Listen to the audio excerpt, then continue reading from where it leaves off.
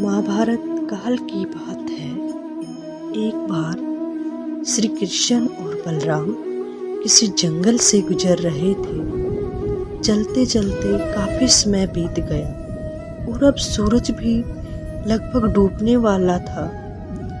अंधेरे में आगे बढ़ना संभव नहीं था।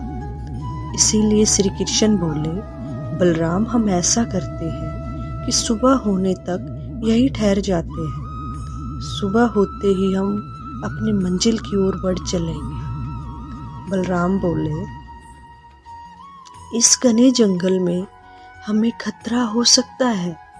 यह सोना उचित नहीं होगा। हमें जाग कर ही रात बितानी होगी। श्री कृष्ण बोले, हम ऐसा करते हैं कि पहले मैं सोता हूँ और तब तक तुम्हें पहरा देते रहो, और फिर जैसे ही तुम्हें नींद आए तो मुझे जगा देना, तब मैं पहरा दूंगा और तुम सो जाना। बलराम तैयार हो गए। कुछ ही पलों में श्री कृष्ण जी को गहरी नींद आ गई। तभी बलराम को यह भयानक आकृति उनकी ओर आती हुई देखी। वो कोई राक्षस था। राक्षस उन्हें देखते ही जोर से चीखा और बलराम बुरी तरह डर गए। इस घटना का विचित्र असर हुआ। भय के कारण बलराम का आकार कुछ छोटा हो गया और राक्षस विशाल हो गया। उसके बाद राक्षस एक बार और चीखा और पुनः बलराम डर कर कांप उठे। अब बलराम और भी सिकुड़ गए और राक्षस पहले से बड़ा हो गया। राक्षस धीरे धीरे बलराम की ओर बढ़ने लगा।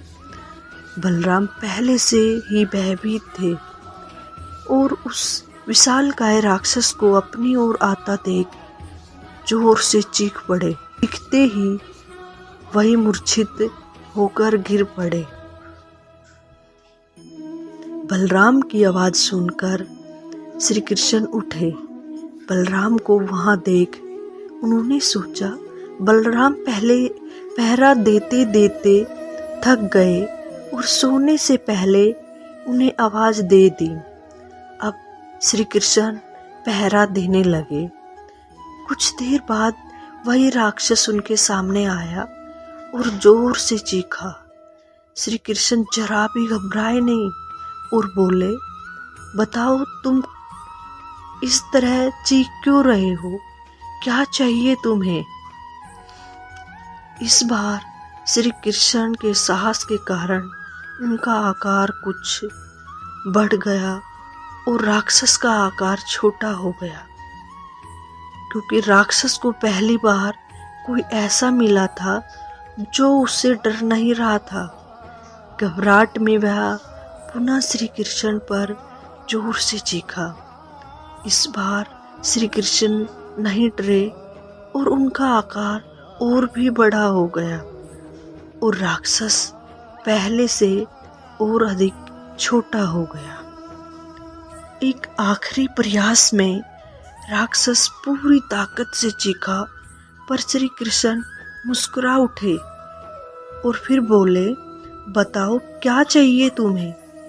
फिर क्या था, राक्षस सिकुड़कर बिल्कुल छोटा हो गया और श्री कृष्ण ने उसे हथेली में लेकर धोती में बांध लिया और अपने कमर में के अंदर उसे डाल लिया।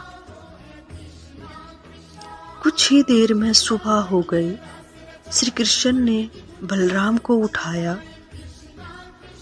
और चलने के लिए कहा। वे धीरे धीरे आगे बढ़ने लगे। तभी बलराम उत्तेजित होते हुए बोले, पता है कल रात में क्या हुआ? रुको रुको, बलराम को बीच में टोकते हुए श्री कृष्ण ने अपनी धोती में बंधा राक्षस निकाला और बलराम को दिखाते हुए बोले, कहीं तुम इसकी बात तो नहीं कर रहे हो? हाँ, ये वही है, पर कल जब मैंने इसे देखा था तो ये बहुत बड़ा था, ये इतना छोटा कैसे हो गया? बलराम आश्चर्यचकित होते हुए बोला। श्री कृष्ण जी बोले, जब जीवन में तुम्हें किसी ऐसी चीज से बचने की कोशिश करते हो जिसका तुम्हें सामना करना चाहिए, तो वो पहले तुमसे बड़ी हो जाती है और तुम पर नियंत्रण करने लगती है। लेकिन जब तुम उस चीज का सामना करते हो जिसका सामना तुम्हें करना चाहिए, तो वो तुम उससे बड़े हो जाते हो और उसे नियंत्रित करने लगते हो। दोस्तों, ये राक्षस दरअसल हमारी जिंदगी में आने वाली चुनौतियां हैं। अगर हम इस प्रकार की चुनौतियों को टालता रहेंगे तो ये और बड़ी होती जाती है। आखिर में ये हमें कंट्रोल करने लग जाती है।